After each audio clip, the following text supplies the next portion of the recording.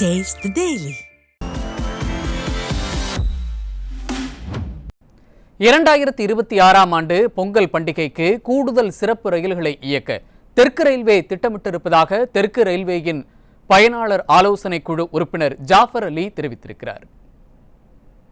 தீபாவளிக்கு பார்த்தீங்கன்னா கிட்டத்தட்ட 21 நாளில் 9 கோடி மக்கள் ரயில் மூலமாக தெற்கு ரயில்வே மூலமாக ட்ராவல் பண்ணி எந்த கேஷுவலிட்டியும் இல்லாமல் அவங்கவுங்க ஊருக்கு போய் சேர்ந்து கொண்டு வந்து திருப்பி ரிட்டனாக சேர்த்து விட்டாங்க இந்தியன் ரயில்வே. இந்த தெற்கு ரயில்வேக்கு இது முழுக்க பெருமை சேர்க்கக்கூடிய ஒரு வகை. ஸோ இப்போது வரப்போகிற பொங்கலுக்கு ஸ்பெஷல் ட்ரெயின்ஸ் அதிகமாக இனிஷியேட் பண்ணுற மாதிரி தெற்கு ரயில்வேவோட ஒரு பிளான் இருக்குது. ரெகுலராக ட்ரெயின்ஸ் இல்லாமல் ஸ்பெஷல் ட்ரெயின்ஸும் இனிஷியேட் பண்ணுறாங்க. அந்த ஸ்பெஷல் ட்ரெயின்ஸ் இன்னும் அதிகமாக இனிஷியேட் பண்ணுற மாதிரி ஒரு தெற்கு ரயில்வே சார்பாக ஒரு பிளான் இருக்குது. நாகப்பட்டினம் மாவட்டம் வேளாங்கண்ணி அருகே வடக்கு பொய்கை நல்லூர் திரௌபதி அம்மன் கோவிலில் சுவாமியின் தங்க நகையை அடையாளம் தெரியாத நபர் திருடி சென்றுள்ளார். வடக்கு பொய்கை நல்லூரில் உள்ள திரௌபதி அம்மன் கோவிலில் அடையாளம் தெரியாத நபர் ஒருவர் புகுந்து அம்மனின் கழுத்தில் இருந்த 8 கிராம் தங்க நகையை திருடி சென்றுள்ளார். இந்த சம்பவம் குறித்த சிசிடிவி காட்சிகளும் வெளியாகி பொதுமக்களிடையே அதிர்ச்சியை ஏற்படுத்தியுள்ளது. திறனற்ற திமுக ஆட்சியில் ஏவல்துறை முறையாக ரோந்து பணிகளில் ஈடுபடாததால் குற்றவாளிகள் அச்சமின்றி குற்ற சம்பவங்களில் ஈடுபடுவதாக மக்கள் குற்றம் சாட்டியுள்ளனர். ஈரோடு மாவட்டம் பவானி அருகே நடைபெற்ற உங்களுடன் முதல்வர் முகாமில் பங்கேற்க பொதுமக்கள் ஆர்வம் காட்டாததால் முகாம் வெறிச்சோடியது. ஆனை கவுண்டனூர் தனியார் மண்டபத்தில் உங்களுடன் முதல்வர் திட்ட முகாம் நடைபெற்றது. ஆனால் இந்த முகாம் வெற்று விளம்பரம் என்பதால் பொதுமக்களிடையே வரவேற்பை பெறவில்லை. உடனடியாக நிறைவேற்றப்படும் என பெறப்படும் மனுக்கள் மீது விடிய அரசு அதிகாரிகள் குறித்த நேரத்தில் நடவடிக்கை எடுக்காததால் முகாம் நடத்துவதால் எந்த பயனும் இல்லை என்று மக்கள் குற்றம் சாட்டினர். மதுரை ஆவினில் 4 கோடி ரூபாய் மதிப்பிலான வெண்ணெய் கெட்டுப்போனது குறித்து சிபிசிஐடி விசாரணை நடத்த தமிழ்நாடு பால் முகவர்கள் தொழிலாளர்கள் நலச்சங்கம் வலியுறுத்தியுள்ளது. இதுகுறித்த அறிக்கையில் தமிழ்நாடு அரசின் கூட்டுறவு பால் நிறுவனமான ஆவினில் கையிருப்பில் இருந்த 500 மெட்ரிக் டன் வெண்ணெயை 26 கோடிக்கு வெளிச்சந்தைக்கு விற்றுவிட்டு வடமாநிலத்தில் இருந்து மதுரை ஆவினுக்கு 4 கோடி ரூபாய்க்கு கொள்முதல் செய்த 81 டன் வெண்ணெய் கெட்டுப் போயிருப்பதாக குற்றம் சாட்டியுள்ளது. மேலும் கையிருப்பில் உள்ள வெண்ணெயை வெளிச்சந்தையில் விற்று ஆவின் அதிகாரிகள் கமிஷன் பார்ப்பதாகவும் 4 கோடி நிதி இழப்பு ஏற்படுத்திய அதிகாரிகள் மீது சிபிசிஐடி நடவடிக்கை எடுக்கவும் தமிழ்நாடு பால் முகவர்கள் தொழிலாளர்கள் நலச்சங்கம் வலியுறுத்தியுள்ளது. தூத்துக்குடி மாவட்டம் கோவில்பட்டியில் உள்ள ஸ்ரீ செண்பகவள்ளி அம்மன் கோவிலில் ஐப்பசி திருக்கல்யாண திருவிழாவை முன்னிட்டு தேரோட்டம் வெகு விமர்சையாக நடைபெற்றது. இதனையொட்டி காலையில் கோவில் நடை திறக்கப்பட்டு பல்வேறு சிறப்பு பூஜைகள் நடைபெற்ற பின்னர் அம்பாள் அன்ன வாகனத்தில் எழுந்தருளினார். இதில் அதிமுக முன்னாள் அமைச்சரும் கோவில்பட்டி எம்எல்ஏவுமான கடம்பூர் ராஜு உட்பட ஏராளமான பொதுமக்கள் கலந்து கொண்டு தேரை படம் பிடித்து இழுத்தனர். 4 ரத வீதிகளில் அம்பாள் வலம் வந்து அருள்பாலித்தார்.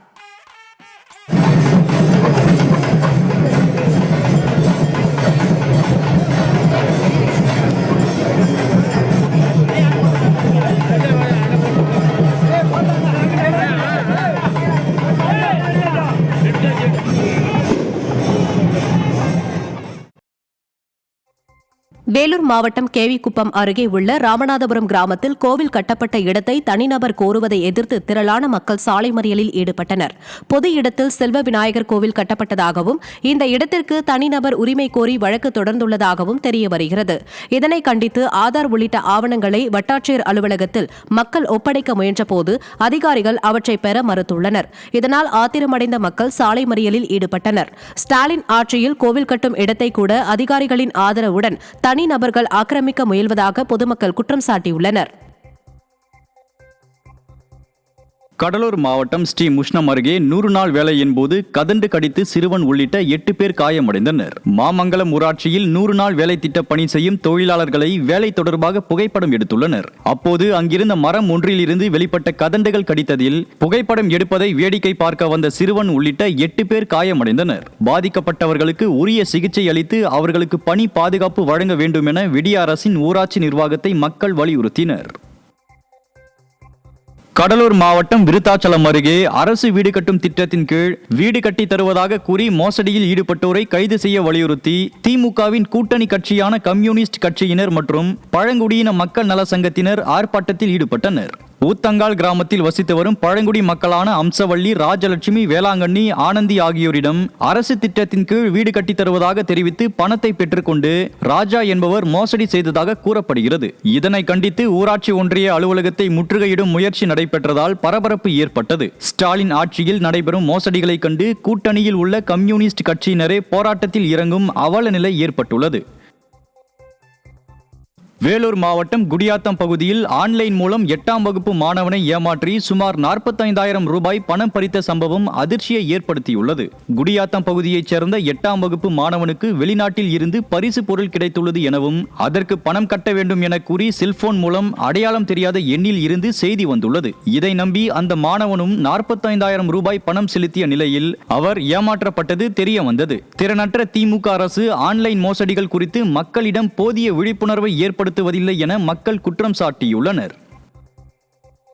திண்டுக்கல் மாவட்டம் கொடைக்கானலுக்கு கேரளா சுற்றுலா பயணிகளின் எண்ணிக்கை அதிகரித்துள்ளதாக கூறப்படுகிறது. குறிப்பாக கேரளா சுற்றுலா பயணிகள் மற்ற இடங்களை விட குணா குகையை கண்டுகளிப்பதில் அதிக ஆர்வம் காட்டி வருகிறார்கள். குணா குகையை புகைப்படங்கள் எடுத்து மகிழும் நிலையில் கல்வி சுற்றுலா வரும் பள்ளி மாணவர்கள் குணா குகை குறித்து ஒரு படத்தில் இடம்பெற்றுள்ள காட்சிகள் மற்றும் பாடல்களை தத்துரூபமாக செய்து காட்டுகின்றனர். தொடர்ந்து விண்ணில் தவழ்ந்து செல்லும் மேகங்களை ரசித்தவாறு படகு சவாரி, குதிரை சவாரி செய்து மகிழ்கின்றனர்.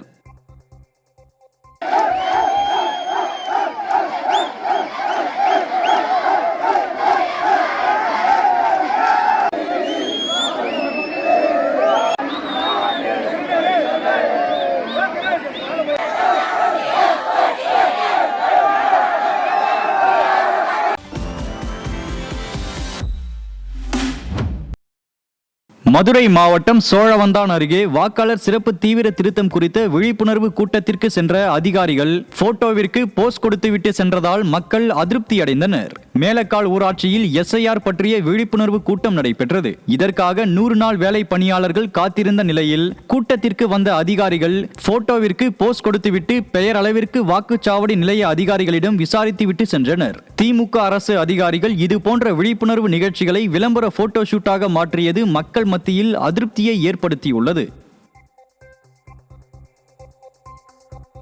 நீலகிரி மாவட்டம் உதகையில் ஆட்சியரை சந்திக்க சென்ற முதியவரை அதிகாரிகள் திருப்பி அனுப்பியது சர்ச்சையை ஏற்படுத்தியுள்ளது. ஐயங்கொள்ளையைச் சேர்ந்த பெரியசாமி என்ற முதியவர் தனது வீட்டின் அருகே இருந்த குடிநீர் குழாய் அப்புறப்படுத்தப்பட்டதால் குடிநீர் கிடைக்கவில்லை என்றும் முதியோர் உதவித்தொகை தற்காலிகமாக நிறுத்தப்பட்டதாகவும் புகார் அளிப்பதற்காக ஆட்சியர் அலுவலகம் சென்றார். அப்போது அதிகாரிகள் சமாதானம் பேசி ஆட்சியரை சந்திக்க விடாமல் முதியவரை வெளியேற்றினர். இதையடுத்து அதிகாரிகளிடம் குறைகளை தெரிவித்தால் செல்போன் இருக்கிறதா என கேட்பதாக புலம்பியபடியே சென்றார். சாமானிய மக்கள் என்றால் அதிகாரிகளுக்கு இலக்காரமா என மக்கள் கேள்வி எழுப்பினர்.